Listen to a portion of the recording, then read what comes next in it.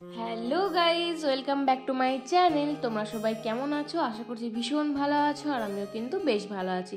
চলে এসে আর একটা নতুন ব্লগ নিয়ে, আর আজকে ব্লগটা একদম ছোট্টখাটো মিনি ব্লগই হতে চলেছে। তাহলে খুবই তো ভালো হয় তোমাদের জন্য মিনি ব্লগ দেখতে, তোমরা পছন্দ করো। তো যাই হোক, আজকে দেখো মামা বাড়ি থেকে বেরিয়ে পড়ছি বাড়ি যাওয়ার উদ্দেশ্যে, আর সবাইকে টাটা করে দিলাম। আর এইদিকে তো টোটোকে বড়মাইমা ছাড়তেই চাইছে না। আর এই দেখো আকাশটা কীরকম মেঘ করে এসেছে, মনে হচ্ছে না এক্ষুনি নেমে যাবে বৃষ্টি। বাট কিন্তু কিছু করার নেই, যেহেতু মানে দুদিন হয়ে গেল, দুদিন বলতে এসছি পরশু, আজকের দিনটা থেকেছিলাম, এরপর মানে কালকের দিনটা থেকেছিলাম, আজকে এবার বেরিয়ে যাচ্ছি। বাড়িতে ভাই বাবা সবাই আছে, বুঝতেই পারছো। তো পুজো পাজাও আছে, তো সেই কারণেই ভাবলাম আর থাকলে চলবে না, এরপর তো যেতেই হবে বাড়ি। কিন্তু এত পরিমাণে মেঘ ধরেছে, কেউ যেতেই দিচ্ছিল না। আর কিন্তু আমার মা বলছিল না না যা করে ঠাকুর নাম করে করে ঠিক চলে যাবো, কিছু হবে না। তো জানি না, তারপরে আমরাও বলছিলাম যে চল যেই মানে বেরিয়েই পড়ি, যা হয় হবে।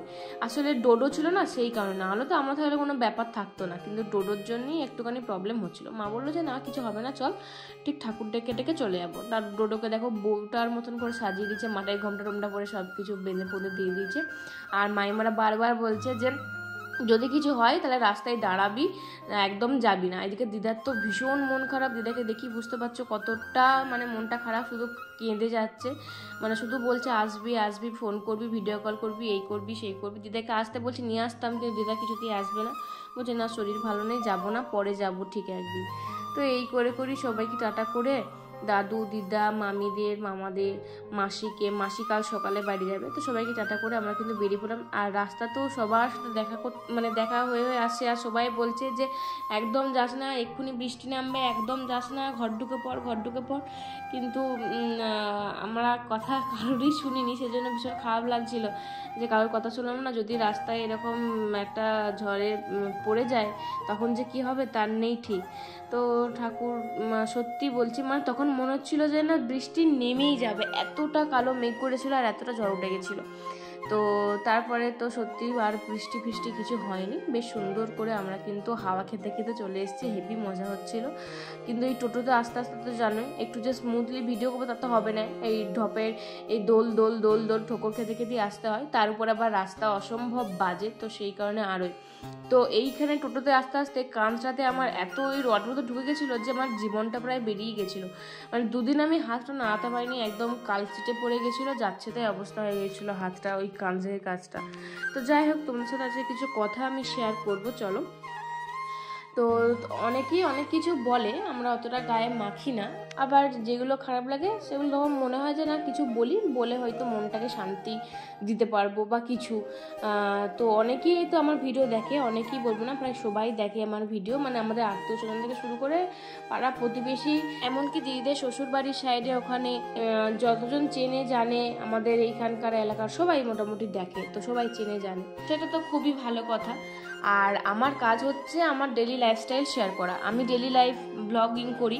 তো আমি ডেলি লাইফে কি করছি না করছি, কোথায় যাচ্ছি, কে আসছে না আসছে, সেগুলোই শেয়ার করতে পছন্দ করি, কারণ আমি ব্লগ জিনিসটাকেই পছন্দ করি, শর্টসের থেকেও আমি ব্লগটাকে বেশি পছন্দ করি, তো সেই কারণে আমি ব্লগটাকে কন্টিনিউ করি। তো সবাই পছন্দও করে, আর অনেকে সব কিছু আমাদের জানতেও পারে। তো অনেকের অনেক রকম সমস্যা এইটা নিয়ে দেখা দিয়েছে, যে আমার সব থেকে বেশি বড় প্রবলেম হচ্ছে আমার দিদিরা নাকি সবসময় বাপের বাড়িতে এসে পড়ে থাকে। আমার দিদিদের বাপের বাড়ি আসা নিয়ে সবার ভীষণ প্রবলেম, মানে ভীষণ কি বলবো, মানে এখানেই খায় দায়, শ্বশুর বাড়ি করে না, এই সেই, মানে নিজেরাই নিজেদের মতন করে ভেবে নিয়ে গুছিয়ে বাগিয়ে বলে দিচ্ছে। তো আমি একটা কথা বলি, আমি কিন্তু ব্লগ করি, মানে প্রত্যেক দিনের ব্লগটা আমি করি, ডেলি লাইফ ভিডিও যেহেতু শেয়ার করি, কিন্তু প্রত্যেক দিন করি না, কিছু কিছু কন্টেন্ট থাকলে তবেই করি। দিদিরা ধরো এলো গেলো এইটা করছি, হ্যাঁ 2 সপ্তাহ 1 সপ্তাহ ছাড়াও ভিডিও করি, কারণ আমার তো ব্লগ থাকেই, সেই কারণে করাও হয় না। তো তোমরা ভাবো কি যে দিদিরা তো এই আসছে এই যাচ্ছে এই এলো এখানেই আছে, তো সেটা কিন্তু একদমই নয়, আমি কিন্তু বহুদিন ছাড়া ভিডিও করি। আর একটা কথা, আমার দিদিরা কখন আসবে না আসবে সেটা সম্পূর্ণ তাদের ব্যাপার, তোমাদের কেন এত মাথা ব্যথা। আর যেটা হচ্ছে সব থেকে বড় কথা, যেটা নিয়ে বেশি প্রবলেম হচ্ছে, সেটা হচ্ছে যে আমার মেজদি তো এই গেল আবার কেন চলে এলো, ও তো ডাক্তার দেখাতে নাম করে যে কেন রয়ে গেল, এরকম একটা ব্যাপার নিয়ে কথা হচ্ছে, সব শুনতে পাচ্ছি, কানে আসছে।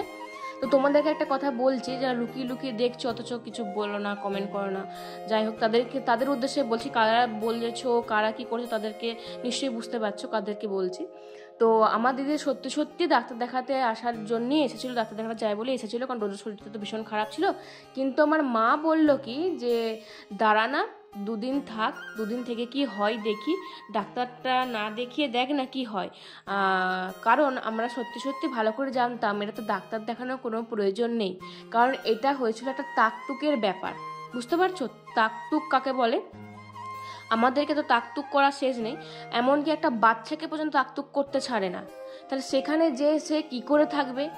একটা মা তো চাইবেই না তার বাচ্চা যেখানে ভালো থাকবে সেখানেই সে আসবে, যাবে, থাকবে। সেখানে গেলে যদি তাকতুক করে যদি মানুষকে খারাপ করে দেয়, মেরে দেওয়ার চেষ্টা করে, না ঘুমোতে পায়, না খেতে পারে, তাহলে তার তো অবস্থা পুরোই ঢিলে।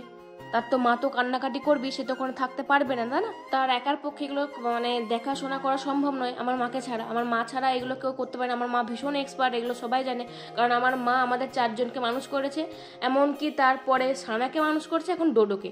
তো মায়ের এগুলো এক হাতের ক্যালমা, মায়ের কাছে এগুলো তুড়ি মেরলেই হয়ে যায়। সত্যি কথা বলতে কি, আমার মা ভীষণ এক্সপার্ট এসবে।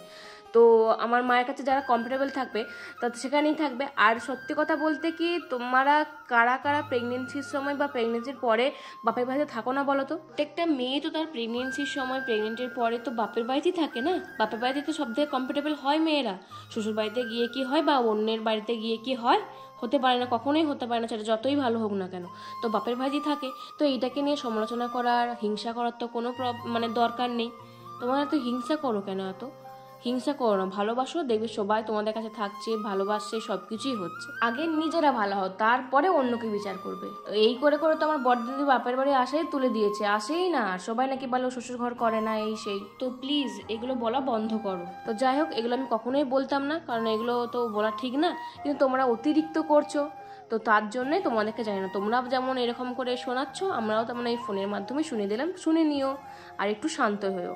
তো চলো আজকের মতন ভিডিওটা এই পর্যন্ত। ভালো থাকে অবশ্যই লাইক কমেন্ট শেয়ার করে দিও। বাই।